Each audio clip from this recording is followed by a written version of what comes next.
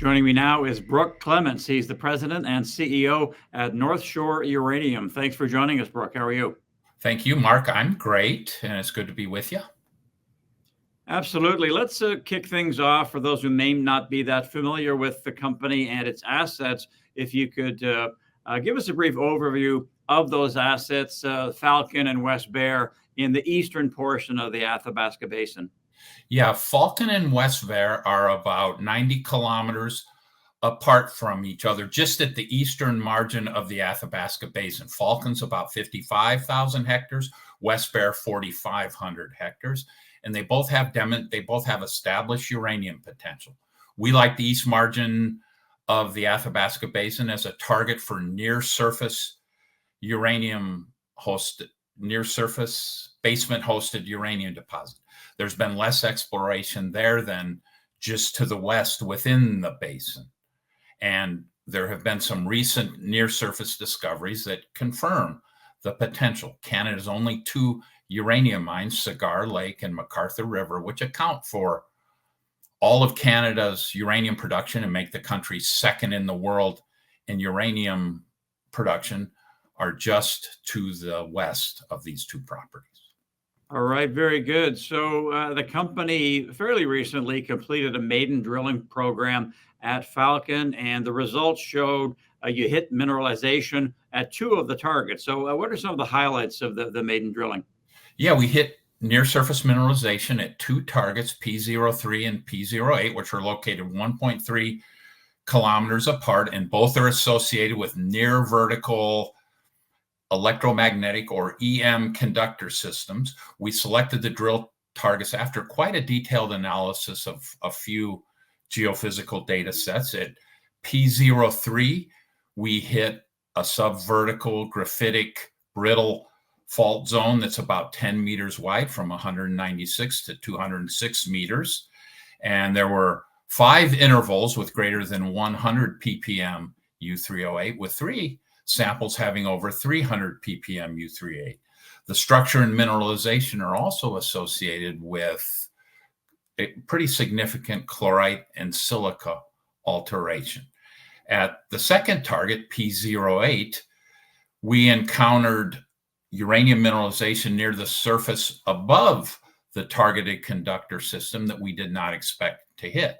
From 42 to 47 meters, there was a 4.7 meter interval that averaged 316 ppm U3O8, with the highest value being 572 ppm. And from 67 to 71 meters, there were 2 intervals with greater than 100 ppm U3O8. And we did hit the targeted EM conductor from 102 to 105 meters, and we encountered a brittle graphitic fault zone that had elevated but not anomalous uranium, as well as very significant bleaching, clay alteration, hematite alteration, chloride alteration, and patchy silica alterations.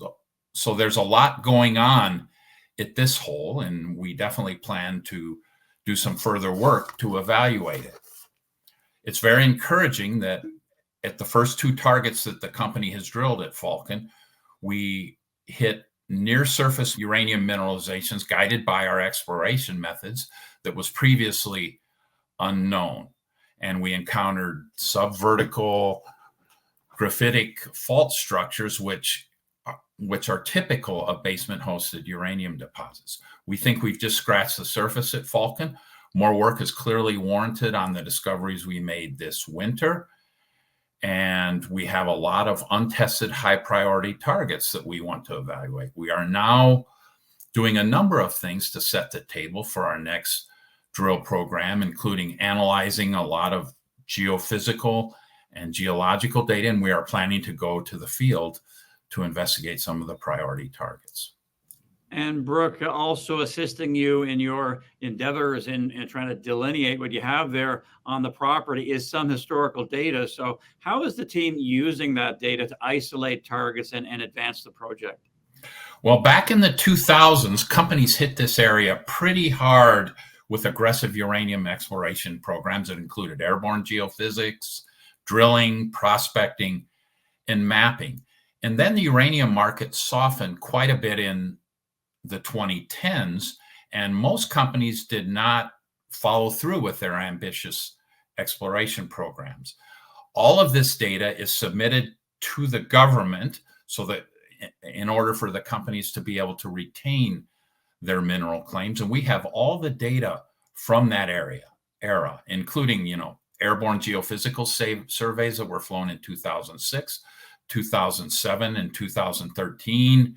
And these surveys are kind of the foundation of our exploration efforts right now. You can also learn a lot from the previous drill programs. And to complement that historical data, we flew a modern airborne gravity survey over the property in 2022. Now, on the financial side, you've got an earn-in agreement with Sky Harbor Resources. That's a company that we at Red Cloud are very familiar with, and the CEO, Jordan Trimble. So what are the broad strokes of that arrangement and the advantages of being involved with Sky Harbor? Well, with Sky Harbor, we have an option to earn an 80% interest in 11 claims that total about 43,000 hectares. And to earn that interest by November 1st, 2026, there's a total of 5.3 million Canadian in consideration, with 3.5 million of that of being exploration work and the remainder in cash and shares. Sky Harbor is a great partner. They know the region well. They've built strong relationships, and they're always there to provide good technical and logistical advice. Now, Brooke, moving over to West Bear, speaking of earn-in agreements, you've got one with Gem Oil at that project. Also, previous drilling. Some of your neighbors include Denison, UEC, and ISO Energy. Can you briefly give us an overview of the opportunities at that project at West Bear? West Bear is in a really good neighborhood where there has been a lot of uranium exploration. Just 1.5 kilometers north of our claim block, UEC holds the only cobalt nickel resource in the basin, as well as uranium reserves. And like Falcon, there is a lot of historical exploration data, and we are looking at that, and we complement it with a airborne gravity survey that we flew in 2022. There has been only limited drilling on the property, with the last 4 holes being drilled by Denison in 2015. We have some targets we want to test in an area where there has been no drilling.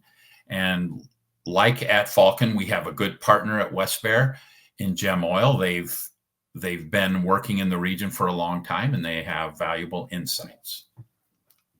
Now, personally, and from a professional standpoint, Brooke, you have a lot of experience and you've had a lot of success exploring in northern Canada. So I'm sure investors are wondering how that experience informs what you're bringing to the table at North Shore Uranium. Well, I've spent most of my career managing exploration programs in northern Canada in jurisdictions similar to Saskatchewan, with similar terrain and access issues as the Athabasca Basin. The companies that I was involved with, Ashton and Peregrine, made significant diamond discoveries in Quebec and Nunavut, and ultimately those companies were the subject of takeover because of those projects. And with all my experience, one of the things I strongly believe is that responsible mineral development that is respectful to the environment and the concerns of the local residents can create really good benefits for northern communities and help them with capacity building. So I'm very proud to be a part of that effort. Lastly here, Brooke, there's really no argument that the world needs uranium for the energy transition. There are a lot of tailwinds in place, of course, for the sector, and North Shore's mission is to find economic deposits and to be a major force in exploration in what you're doing. So can you sum up what you've been saying and summarize the investment case for investors? So it looks like we're at the beginning of a major bull cycle in uranium, and excitement is building in the exploration sector. North Shore is well positioned to take advantage of that momentum. We just discovered uranium in the company's first drill program in Saskatchewan, which is a tier 1 jurisdiction, and we have a number of other high priority targets that we want to evaluate. We've got a really tight share structure with 36.8 million shares outstanding, and insiders and founding investors own about 45% of the stock. Uranium juniors have been under a little bit of pressure lately, and now could be a good time for an investor to enter the sector. And we have a relatively low valuation, less than 4 million Canadian, and I think we offer good value for exposure to grassroots uranium exploration. So we've got big plans ahead, and stay tuned for updates. And thank you, Brooke, for shedding some light on the company. We appreciate it. We'll definitely be following, and we'll talk to you down the road. Okay. Thank you. All right. Brooke Clements, President and CEO at North Shore Uranium. Thanks for watching, and we'll talk to you next time.